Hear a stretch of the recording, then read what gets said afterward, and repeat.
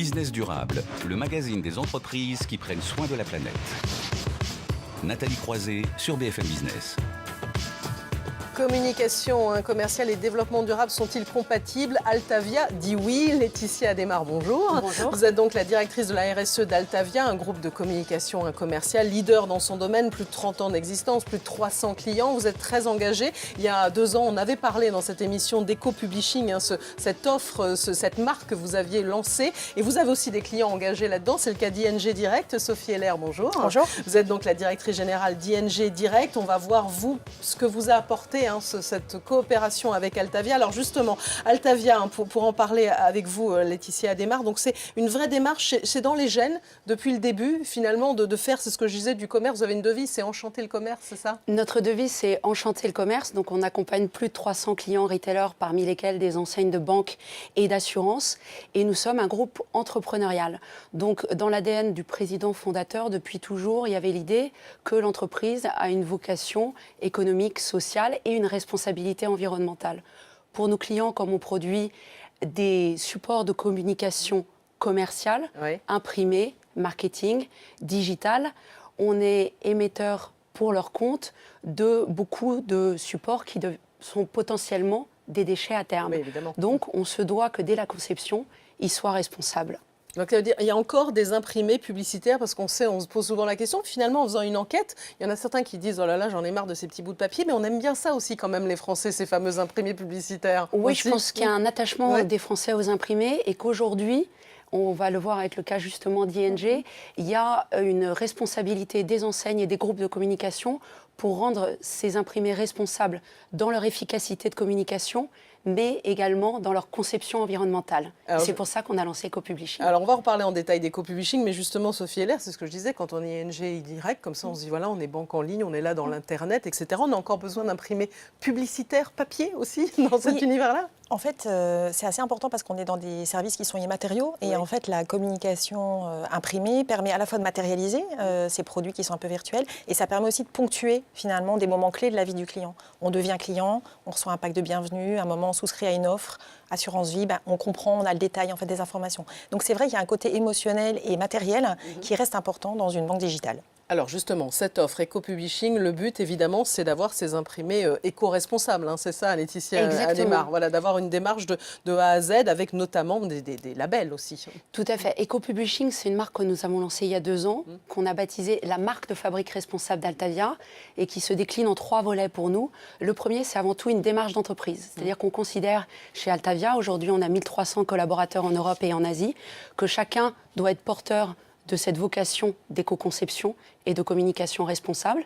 Et ensuite, ils peuvent la présenter à leurs clients. Ça a été le cas de la rencontre qu'on a eue avec les équipes d'ING.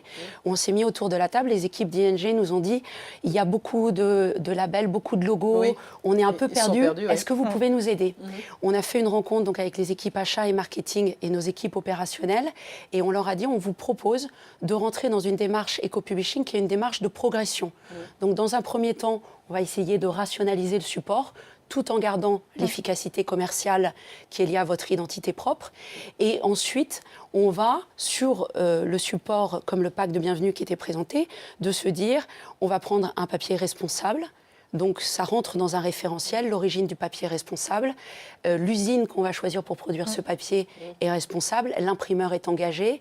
On ne va pas rajouter d'éléments perturbateurs du recyclage. Et le transport, lui aussi, va être responsable.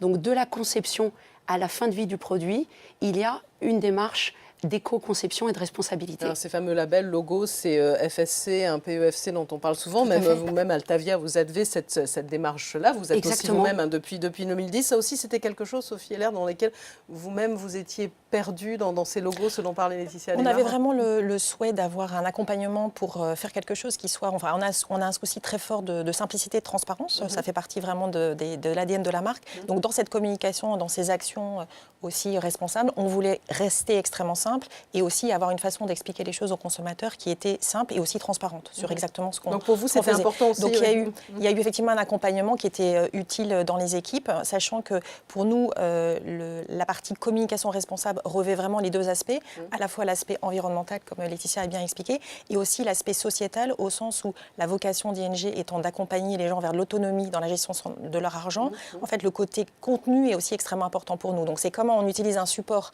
qui est, on va dire, le plus écologique possible, le plus neutre en impact environnemental, et comment aussi on fait de la pédagogie financière, on explique les choses aux gens de manière à ce qu'ils soient capables de prendre les bonnes décisions pour eux-mêmes. Donc, c'est vraiment l'alliance de ces deux aspects-là qui ne sont pas dissociables finalement. Et vous pensez que c'est pour vous aussi un facteur d'attractivité aussi pour un client, justement, de sentir cette démarche, qu'on a toujours la difficulté, l'une et l'autre, je ne peux pas vous poser la question, mais dès qu'on parle de communication responsable, on ne sait pas, c'est ce que je disais en introduction, si les deux sont véritablement liés, si ça peut avoir un impact. C'est un peu complexe comme sujet. Oui, c'est compliqué. Ce qu'on note, c'est qu'il y a une grande satisfaction par rapport aux communications qu'on envoie, puisque c'est quelque chose qu'on monitore très régulièrement. On a une partie de la population qui nous a beaucoup aussi interpellés sur le fait de dire mais vous avez ces valeurs, mais vous envoyez du papier. Donc ça nous a permis d'avoir notamment sur une plateforme collaborative qu'on a avec les clients toute une explication sur oui mais ce papier il est recyclé, il s'inscrit dans un cercle. Et on a offert aussi la possibilité aux gens qui ne voulaient plus recevoir du papier de choisir de ne plus recevoir de papier. Donc ils reçoivent que de l'email ou des communications digitales. C'est que 7%. Donc pour reprendre ce que vous disiez, c'est que 7% des gens finalement. Ah oui, finalement, donc il y a un vrai amour pour cet imprimé papier.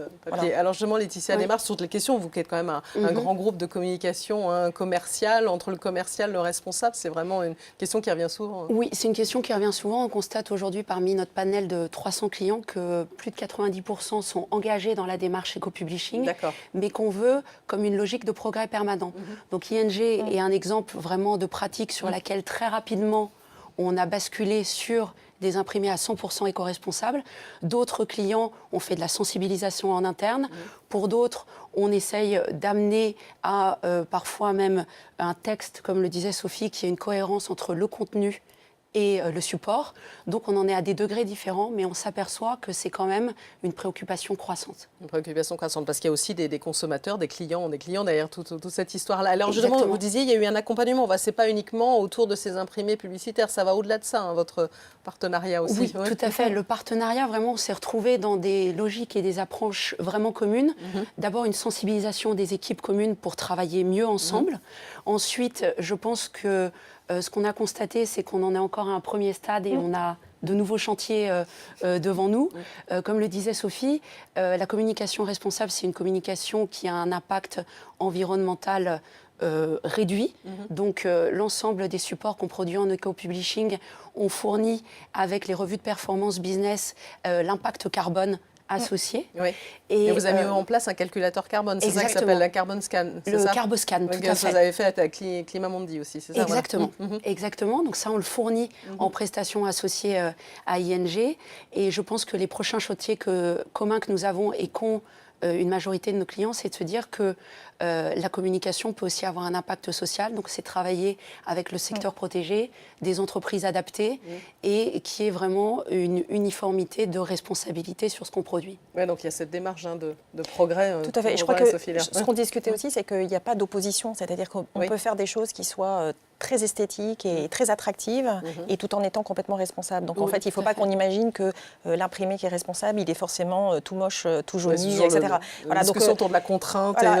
Et en fait, on peut parfaitement marier les deux logiques et avoir de l'efficacité et du design et des choses attractives avec en même temps une démarche environnementale. Et ça veut dire, Laetitia Desmarres, que dans les axes de développement, il y a aussi mieux connaître les consommateurs au bout de la chaîne aussi. Parce que voilà, il y a cette démarche de sensibilisation des équipes en interne et en particulier ING, mais direct, mais aussi finalement mieux savoir aussi ce qu'ils attendent, s'ils ont une vraie envie aussi de cette communication responsable.